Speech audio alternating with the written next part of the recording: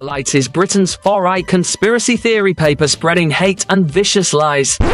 No, that's what the BBC say. The Light is the only national newspaper bringing you the real news and informed opinion on what's really going on today. You can subscribe, order copies, submit articles, and read back issues on our website, thelightpaper.co.uk, and see for yourself why the establishment are so worried about the uncensored truth getting out to people every month. The Light Paper. Not far right, just right so far. thelightpaper.co.uk.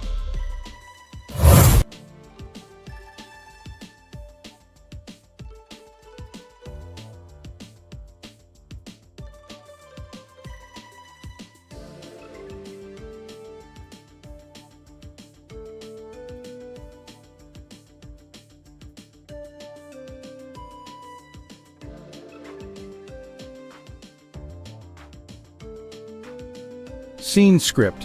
Have you ever pondered the idea of financial independence and early retirement? The notion of not having to clock in at 9 or wrestle with the daily grind? Imagine a life where you're not shackled by financial obligations or a demanding job. It's not an impossible dream, but a reality for those who embrace the FIRE movement. That's financial independence, retire early. Consider the tale of Jane, a woman in her early 30s. Jane was an ordinary person living an ordinary life. She had a 9-to-5 job, a mortgage, car payments, and a lifestyle that was comfortable but hardly extravagant. And like most people, she dreamed of a life where she didn't have to worry about money. Jane decided to make a change.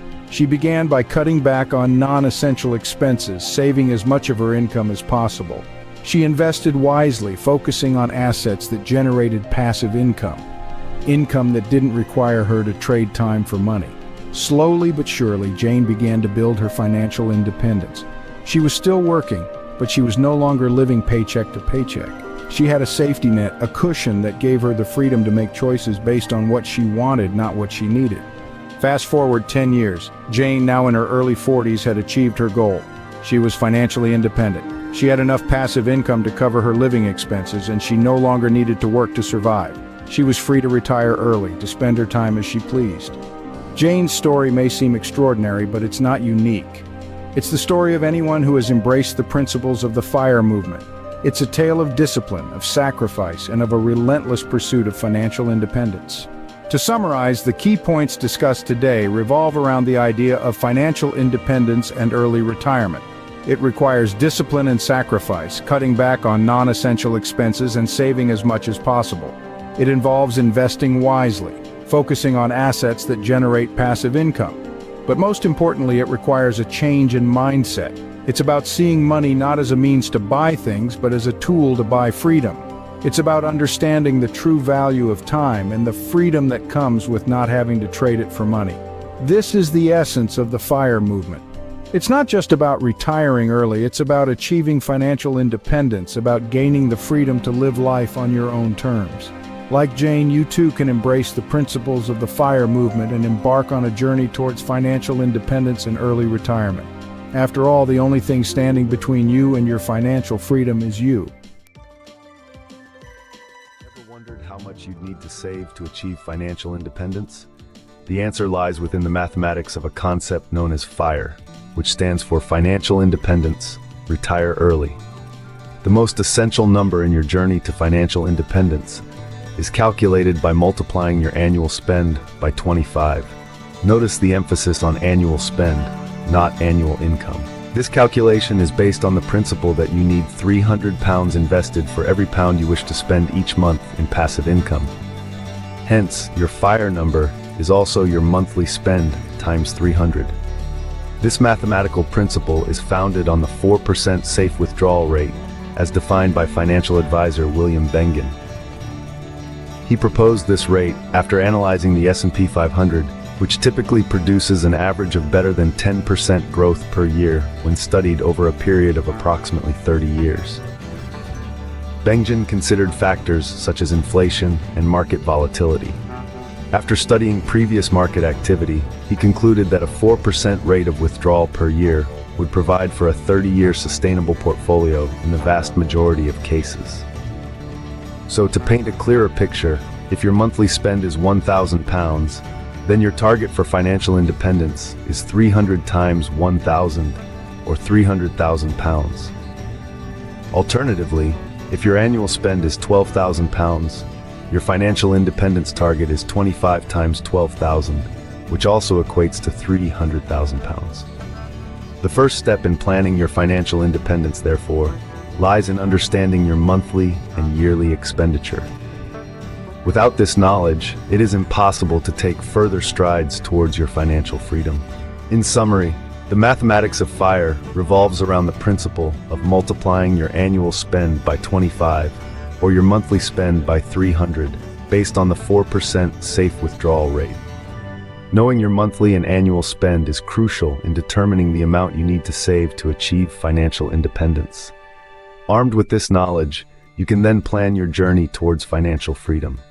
Remember, the journey to financial independence is not a sprint, but a marathon. Embrace the mathematics of FIRE and take the first step towards your financial independence today.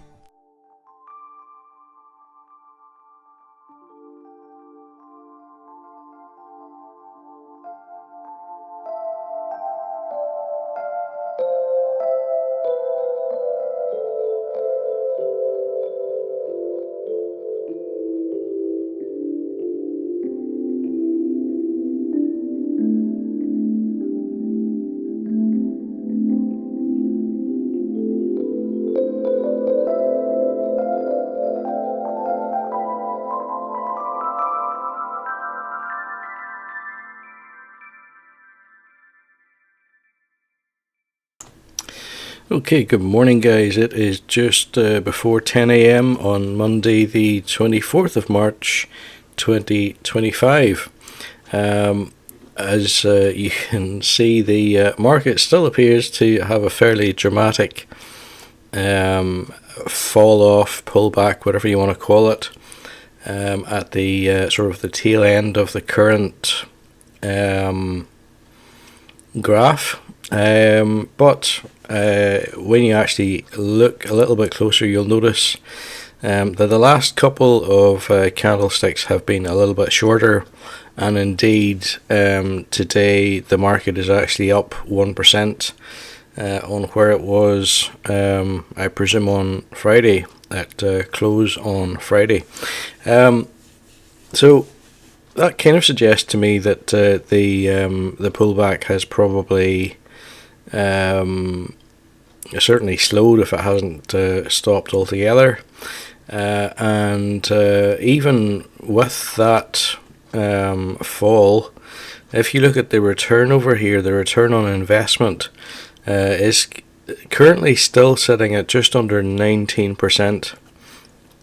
Now we are 2 years and 51 weeks into this financial independence journey.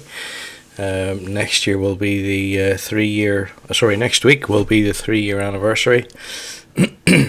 So 2 years, 51 weeks completed, and already, as I say, we've got 19% growth, near enough, and you know, that is with the market at a low point, relatively speaking, to where it has been over the course of the past 6 months or so. So let's have a little look. Current market value 83.62. We in our portfolio currently have 264.5 shares. That is currently worth 22,100. And as I say, return on investment just below 19%. Average purchase price sitting at £70.34. And if we have a little look at the stats a little further down, virtually no movement on the day's range. And as regards the 52-week range, you can see that we're kind of moving slightly more towards the center. So that is possibly also indicative of a little return towards normality, if you like. Right, with that said, guys, I want to draw your attention to Monzo. I want a bank that makes money easy. That sounds perfectly reasonable. And you are? We're a bank called Monzo. I want a bank that shows me what I spend instantly. No problem, just give us a go. See? Can you make splitting bills easy? Super easy, check this out. But it's a real faff to sign up. It takes less than 10 minutes. Ratio. You're on. Can I talk to a real person 24/7? Of course. Even now? Yep. Even now? Anytime. Can you tell me when I'm running a little low on cash? We certainly can. Cool. Can I afford these? You certainly can't, sorry. Can't afford that either. That's a real shame. Not really. Time's up, how'd you get on? It's a draw. Can you help me save for my next holiday? Oh, how about you set up a savings pot in the Monzo app called Barbados, baby? Thanks for listening, Monzo. We're all ears. You can go now. Rude. You make Monzo Monzo. Okay, so as well as a affiliate link for Monzo, there's also one for mobile company Smarty in the description for the video. You'll find out more about those if you have a read of that. Let's have a look at the notifications. Bayer, the pharmaceutical company, is down 7% as a US jury orders a $2.1 billion payout over Roundup claims. Now, if that is the product I'm thinking of, Roundup would have been a weed killer. I'm not actually aware of what the claims relate to. I know from other training I've had that some weed killer, and I have to say I do not necessarily include Roundup in this because I don't know if it's the case or not, but I know that some brands of weed killer contain paraquat, and I was aware that that could cause difficulties for people if they are in need of oxygen, and they had ingested it, but you know, I don't have any reason to suggest that that is the case here. I'm not sure what the issue was with Roundup. Not sure if it has been, let's say, corrected, or whether the product is off the market now, but anyway, interesting. 7% is quite a change, and not too far behind we've got Nike down 6% on disappointing third quarter revenue and concerns over further sales decline. Yeah, I mean, this seems to be sort of an ongoing trend really these days, as far as I can see. I'm not sure if we're officially in a recession or not, but certainly I know that people's budgets are squeezed more than they used to be, mainly just due to, I suppose it's inflation, prices on everything going up significantly, and it's no surprise to me to see that big brand names are suffering as a result, because obviously brands like Nike would have been the more expensive footwear available on the market, and whenever people's budgets are squeezed, well, there's two things that happen. One is that they substitute for something cheaper, and the other alternative is that they simply buy less frequently. So, you know, something that they might have replaced after a year, maybe they are waiting 18 months to replace. And both of those changes have a negative impact on you know, big brand names. I would expect to see something similar with the likes of Apple going forward, particularly given how how well some of the other mobiles perform in comparison. So let's move on. FedEx down 10% after cutting guidance amid soft demand and tariff uncertainty. Okay, so this makes sense in the context of some of the things that Donald Trump had been saying in the recent past. FedEx obviously is a courier, an international courier at that, and if they're going to be impacted by tariffs, then that's not going to help business. So that isn't really much of a surprise. Douglas tumbles 19%. Massive drop there as sluggish European demand forces profit forecast cut. Now, I'm not sure what that company is. As I've often said in the past, it doesn't matter, I don't need to. At the end of the day, if it's a part of the S&P 500, if it performs sufficiently poorly, it will fall out of the top 500 companies. And remember that the S&P, the Standard & Poor Index, comprises over 3,000 companies. So, if there is a company that's not pulling its weight, so to speak, it will fall out of the top 500 and be replaced by something which is performing better. And in that way, the market is self-cleansing. It also means that for the likes of retail investors like you and me, we don't need to be constantly keeping up to date with the statistics surrounding 500 companies and being able to make sense and draw conclusions from annual reports and all that sort of stuff, as well as knowing whether we should buy or not. So with that said, guys, the market has pulled back by 0.02%. It's only up 0.98% as things stand. That's how accurate this broadcast can be. Things can change from minute to minute, from second to second, and as I said before there, the current average purchase price is £70.34 near enough. There's 33.81. I'm going to predict a rise in that of 11p, so I'm going to expect that to go up to £70.44 after today's investment, and we're going to get right on and do that now.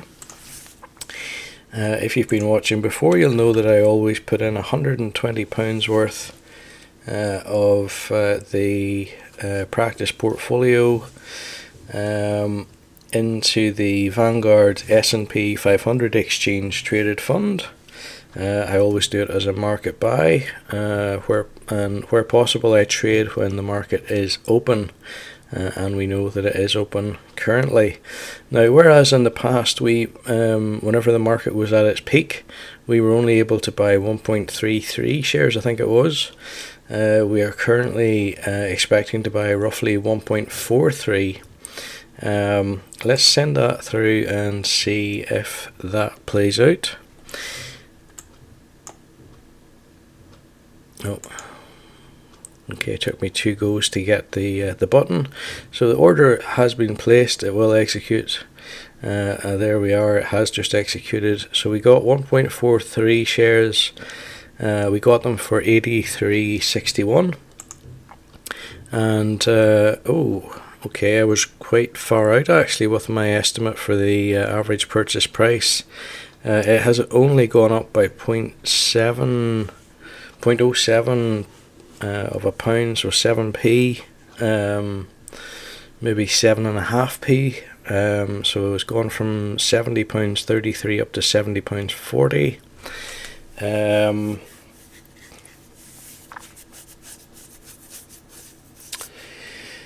Not sure why that should be. I was pretty sure I had been seeing sort of in the order of 11 or 12p increases. Maybe that was well before this dip. But either way, I was quite far out on that estimate this time. Guys, that is pretty much it for today. It's a lovely day here.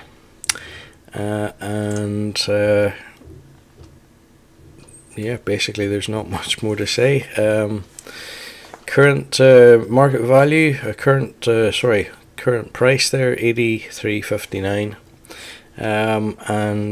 Yeah, if you find the journey of interest, why not subscribe to the channel? If you particularly liked this episode, give it a thumbs up. And I will be back at some point next week with another episode. All that remains for me to say is thanks for watching. Have a great end to your Monday, and see you next week.